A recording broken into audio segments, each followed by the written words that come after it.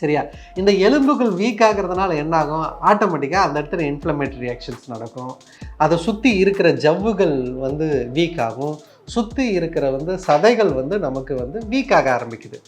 ஒரு நோயை கரெக்டான மருத்துவரோட ஆலோசனை இல்லாமல் அணுகிறது முட்டாள்தனம். அதை நல்லா தெளிவாக புரிஞ்சுக்கோங்க. உணவு ரொம்ப முக்கியம். ஏன் அப்படின்னா நம்ம உடலுக்கு தேவையான ரா மெட்டீரியல்ஸ் கொடுத்தா மட்டும்தான் அதுக்கு தகுந்த பை ப்ராடக்ட் ரத்தத்தில் உடம்புல போய் கரெக்டாக சேரும். நமக்கு முட்டு தான் நம்ம உடம்புல முக்கியம். அதாவது அந்த முட்டு பார்த்திங்கன்னா கொஞ்சம் பெரிய ஜாயிண்ட்டாக இருக்கும்.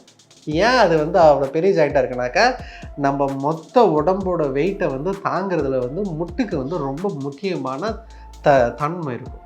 நாம் நம்மளோட உணவு பழக்கத்தினாலையும் தவறான வாழ்க்கை முறையினாலையும் என்ன ஆகுது? இந்த எலும்புகள் வீக் ஆகிட்டே போகும். எல்கேஃபே நேயர்களுக்கு வணக்கம். நான் டாக்டர் சிஎம் சதீஷ்குமார், சித்த மருத்துவர். இன்றைக்கி நம்ம எந்த டாபிக் பார்க்க போகிறோம் அப்படின்னாக்க மூட்டு வலி. அதாவது நமக்கு மூட்டு வலிகள் இப்போ ரொம்ப காமன் ஆகி போயிடுச்சு. அதாவது ரொம்ப வயசானவங்களுக்கும் வருது. 20-25 வயசு பசங்களும் மூட்டு வலின்றாங்க. 40 வயசு ஆட்களும் மூட்டு வலின்றாங்க. ஸோ ஒரு ஏஜ் டிஃப்ரென்ஸே இல்லாமல் இப்போ நிறைய பேருக்கு மூட்டு வலிகள் இருக்குது.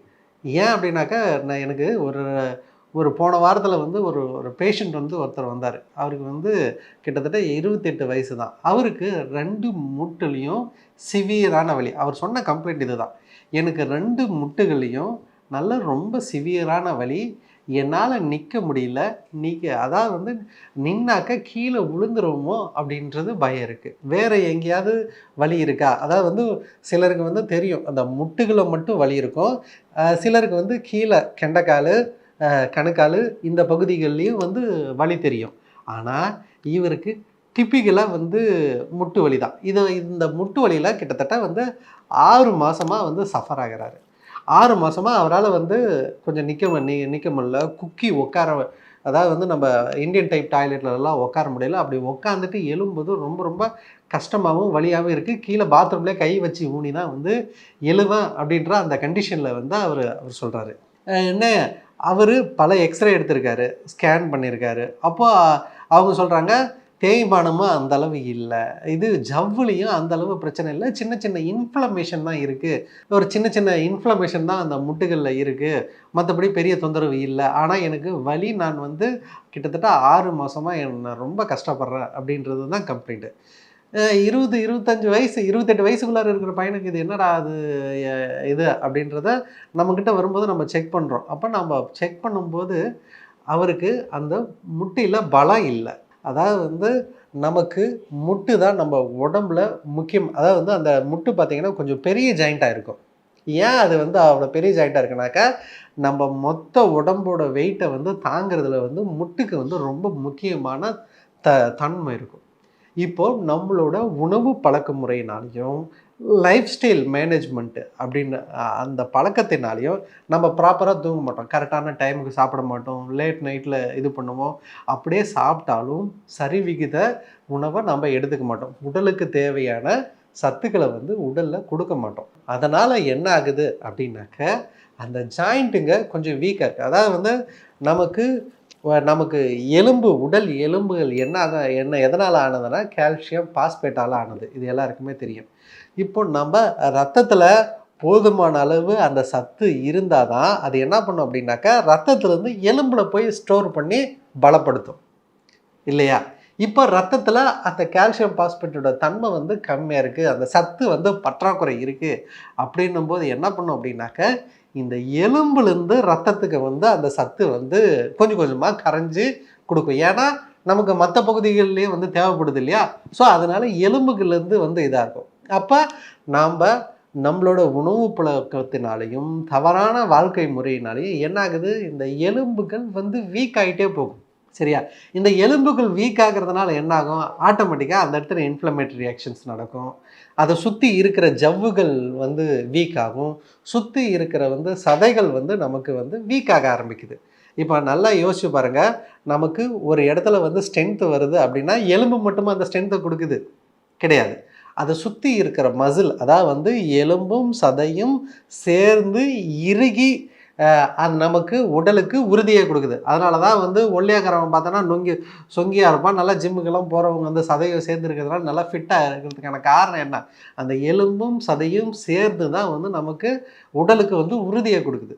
இப்போது இந்த பேஷண்ட்டுக்கு பார்த்தீங்க அப்படின்னாக்க அந்த முட்டில் வந்து ஸ்ட்ரென்த் இல்லை. காரணம் அந்த வீக்னஸ், உடல் ஊட்டச்சத்து, அந்த அந்த சத்து வந்து பற்றாக்குறை இருக்குது. அப்போது அவர்களுக்கு நாங்கள் என்ன பண்ணோம், அப்போ அந்த முட்டியில் சுற்றி பார்த்தோம். கொஞ்சம் லைட்டாக வீக்காக இருந்தது. ப்ளஸ் வந்து அவரால் வந்து அந்த முட்டியில் போதுமான பலம் இல்லை. அப்போது நம்ம என்ன பண்ணணும், இவருக்கு அந்த முட்டியை பலப்படுத்தக்கூடிய மருந்துகளையும் உணவு முறைகளையும் எக்ஸசைஸும் வந்து நம்ம கொடுக்கணும். சரிங்களா? ஏன் வந்து இதில் வந்து அதாவது வந்து கரெக்டான வாழ்க்கை நெறி, அதாவது வந்து வாழ்வியல் நெறி அப்படின்றத நம்ம சொல்கிறோம். உணவு, அதாவது வந்து உணவு ரொம்ப முக்கியம். ஏன் அப்படின்னா நம்ம உடலுக்கு தேவையான ரா மெட்டீரியல்ஸ் கொடுத்தா மட்டும்தான் அதுக்கு தகுந்த பை ப்ராடக்ட் வந்து ரத்தத்தில் வந்து உடம்புல போய் வந்து கரெக்டாக சேரும். அது தேவையானதை உருவாக்க முடியும். எங்கள் சப்ளை இல்லைன்னா உடம்புக்கு எப்படி பற்றாக்குறை தானே, ஷார்ட்டேஜ் தானே உருவாகும். ஸோ நம்ம உடலுக்கு தேவையான சத்துக்களை வந்து நம்ம கொடுக்குறோம். அது மட்டும் கொடுத்துட்டா போதுமா அப்படின்னாக்க கிடையாது. அதுக்கு தான் சின்ன சின்ன எக்ஸசைஸ் வந்து நம்ம கொடுக்கணும். நீங்கள் கொஞ்சம் நல்லா திங்க் பண்ணி பாருங்கள். இப்போ ஒரு 10 நாள் ஒருத்தன் வந்து நோயில் வந்து படுக்கிறான், காய்ச்சலில் வந்து படுக்கிறானே நம்ம எடுத்துப்போம்.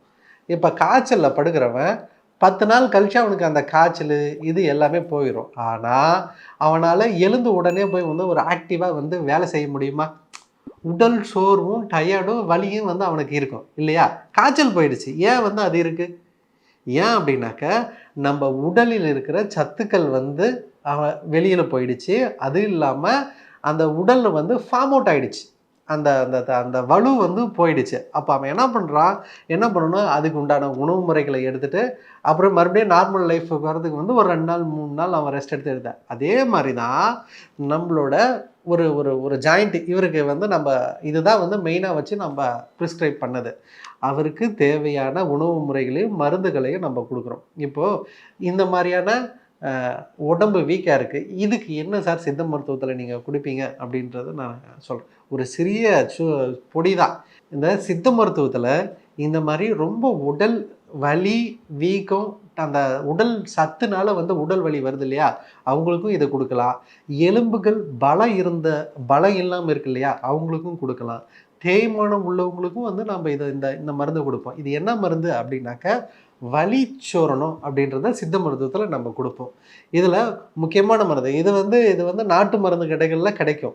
ஒரு நோயை ஒரு மருத்துவர் அணுகி அதற்கான சரியான வழிமுறையின்படி தான் வந்து நீங்கள் மருந்து வந்து எடுக்கணும். ஆனால் இது ஃபுட் சப்ளிமெண்ட் மாதிரி எடுக்கலாம்.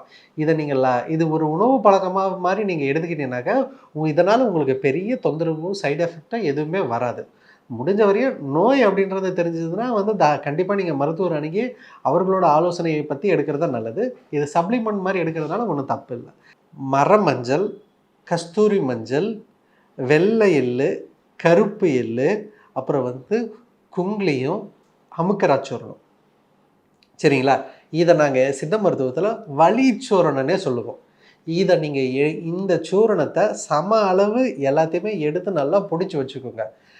1 ஸ்பூன் காலையிலையும் சாயந்தரம் 1 கிராம்லேருந்து 2 கிராம் வரையும் கூட நீங்கள் இதை எடுத்துக்கலாம். பாலில் கலந்து எதுவும் கூட எடுத்துக்கலாம்.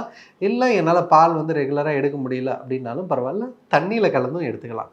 காலையில் 1 ஸ்பூன், நைட்டு 1 ஸ்பூன், ரெகுலராக பாலில் கலந்தோ இல்லை தண்ணியில் கலந்தோ நீங்கள் எடுத்துக்கும் போது உங்கள் உடலுக்கு தேவையான சத்துக்கள் அனைத்தும் இதில் வந்து கிடைக்கும். ஓரளவு நல்லாவே இருக்கும். இந்த வலி எல்லாமே நல்லா கண்ட்ரோல் ஆகும். நோயில் படுத்துட்டு ரொம்ப டயர்டாக இருக்கீங்க, மறுபடியும் அந்த உடல் தேற்றத்துக்கும் இது வந்து உதவியாக இருக்கும்.